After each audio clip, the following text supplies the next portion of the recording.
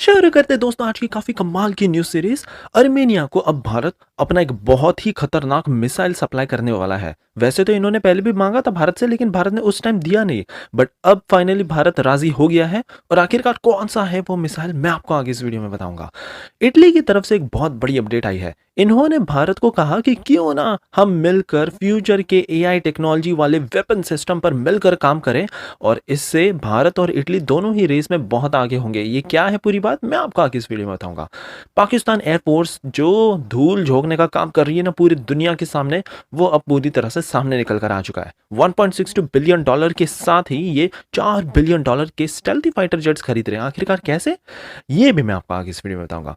Indian air force की तरफ से एक बहुत ही कमाल की अपडेट निकल कर आई है। एक प्राइवेट कंपनी है, इन्होंने भारत का पहला एक सुपर ग्लाइडर बॉम्ब तैयार कर दिया है। इसको तो हमने हमारे सुकोई 30i में फिट भी कर दिया और इसके फीचर सुनकर ना आप पूरी तरह से शॉक रह जाओगे।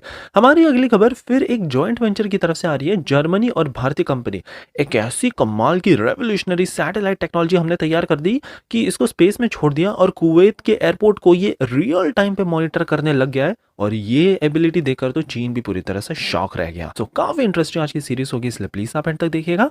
बिना वक्त गवाए बढ़ते हमारी पहली खबर की तरफ से जो आ रही है अर्मेनिया के पास से। अब यहाँ पर पहले से ही अर्मेनिया भारत को रिक्वेस्ट करता आ रहा था बहुत टाइम से कि आपकी जो प्रलय मिसाइल है वो प्लीज हमको दे दीजिए, हमको डिप्लॉय करनी है अजरबैजान के बॉर्डर में। लेकिन भारत इनको दे ही नहीं पा रहा था, हमेशा हम डिनाई कर देते थे। रीजन, क्योंकि भारत MTCR रिजीम का हिस्सा था जिसके अंतर्गत 290 से ज्यादा किलोमीटर रेंज वाली मिसाइलें हम किसी भी देश को एक्सपोर्ट नहीं कर पा रहे थे। बट फाइनली लग रहा है कि भारत ने एक ऐसी टेक्नोलॉजी डेवलप कर ली है जिससे हमने इसकी रेंज को कैप कर दिया है to 290 kilometres.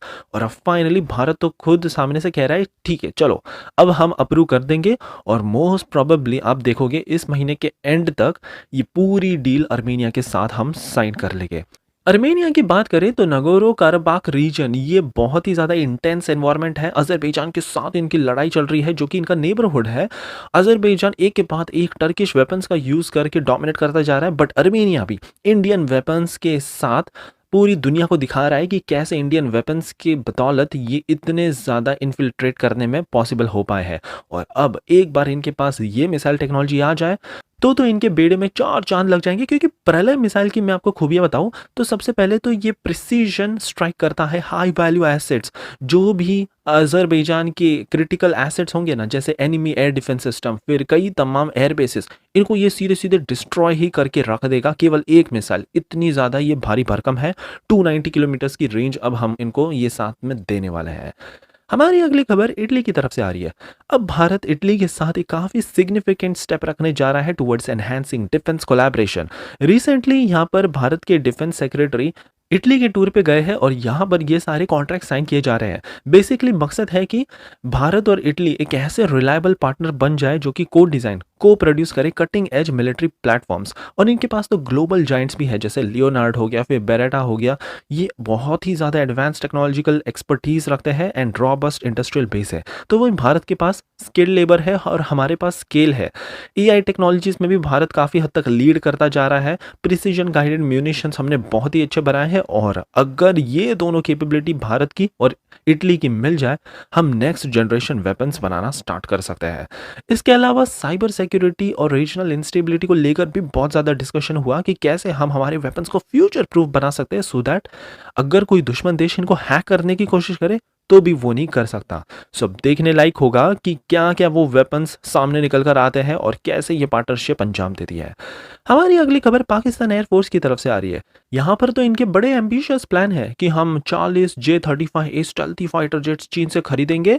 70 million per unit की तो इसकी कॉस्ट है। लेकिन प्रॉब्लम यहाँ पर यह है कि इनकी जो एयरफोर्स है पाकिस्तान एयरफोर्स, इनका इस साल का बजट ही 1.62 बिलियन डॉलर्स का है। और अगर ये खरीदने गए तो आराम से इनको 3 बिलियन डॉलर तो लग ही जाएगा। इसके साथ ही ये टर्की के खान फाइटर जेट प्रोग्राम का भी हिस्सा बनना चाहते हैं और यहाँ से भी ये 5th जनरेशन फाइटर जेट उठाना चाहते हैं, जहाँ इसकी कॉस्ट तो और भी ज़्यादा एक्सपेंसिव 110 मिलियन पर यूनिट की पड़ेगी।